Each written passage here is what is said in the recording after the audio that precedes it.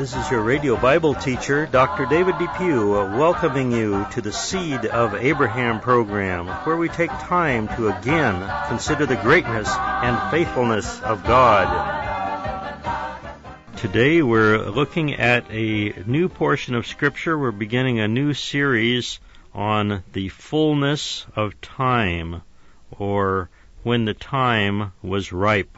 This comes from the Greek word Pleroma, and this is used in various places in the New Testament in different ways. The key way, the particular way that we are looking at today and for the next several programs will be the way that it is used in the book of Galatians when St. Paul was writing to the people of Galatia, and he used it in a particular way. This Greek word is very interesting because it means actually when something is ripe, or when it is completed, when it is filled up at the proper moment, and we'll be talking about that more. But in Galatians chapter 4 and verse 4, St. Paul is talking about the coming of Jesus Christ, and this is what he said: when the fullness of the time came, and that's where the Greek word pleroma was used.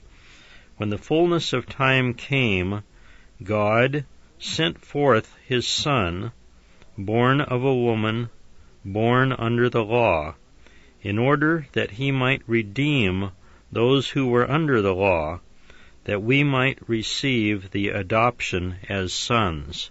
And so we see that this is a very important point in Christian understanding of the revelation of God and what God did for us.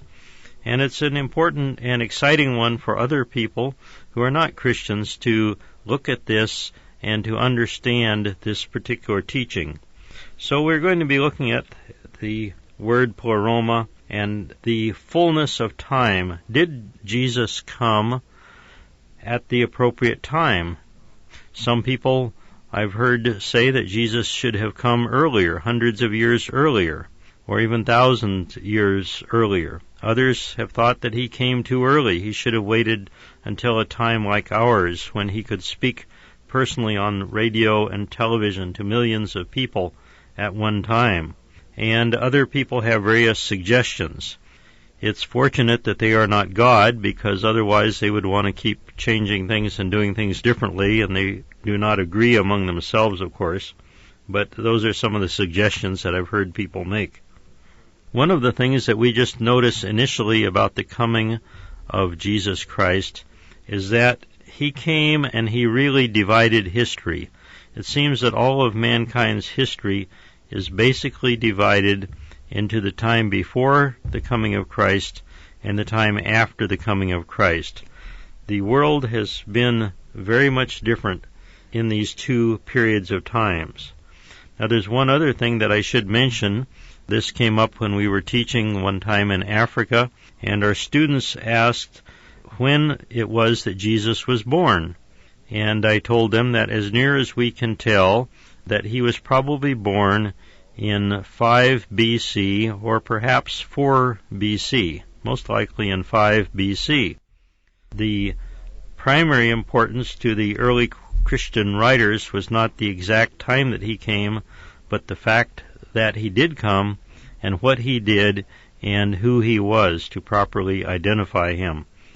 But some of our students wondered, well, if Jesus Christ is who he is, then how could he be born in 5 BC if BC means before Christ? How could Jesus be born 5 years before Christ? And so I had to explain to them that the calculation of setting these dates when it was actually done for the calendar was in error slightly, because it was calculated in about the year 532 of this era, of the Christian era, by a religious scholar who lived in Rome.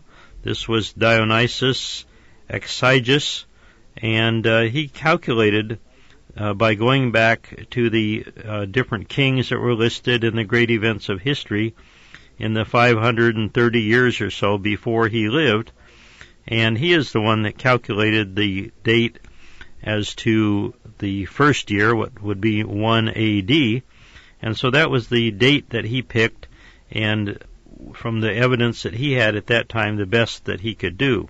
However, since then, we have more evidence and more ancient documents available, and so on, and it looks like it was probably in what we now understand to be 5 BC. This calendar that the man in Rome was working on, although he worked on it in the 500s AD, it really didn't become popular until the 1500s, and then it became known as the Gregorian calendar, and that is the one that is used in so many of the countries of the world today. Now, we might ask, is it possible for someone or some being to actually cut through time and space and come in and invade our world? We hear different reports of people claim that there are UFOs, there are aliens from outer space coming and invading our world. Well, certainly Jesus, Yeshua HaMashiach, did come. He cut through time and came into space where we occupy right here on earth to touch our lives. And this is a wonderful, blessed thing that he did. Actually, a person can draw this by making many horizontal lines and then make one vertical slash down through it and show how Jesus came, he invaded our time and our space. It was his initiative, the initiative of God, to come and reach people here on earth. It was not the initiative of people here on earth that brought him and that made him want to come. And certainly this Jesus is one who existed from ancient times past. We read in the Gospel as recorded by John in chapter 8, verse 58, Jesus told the people, "Truly, truly, I say to you, before Abraham came into being," or before he was born or conceived, before Abraham came into being, I am. This was what Jesus said, and he was claiming at that time and showing people that even before Abraham came into this world, the second person of the Trinity was in existence. And so this was a wonderful thing that God did to take the initiative to come to reach out to us. Now, this series that we've entitled The Ripeness of Time or The Fullness of Time, and dealing with this Greek word Pleroma, is very interesting.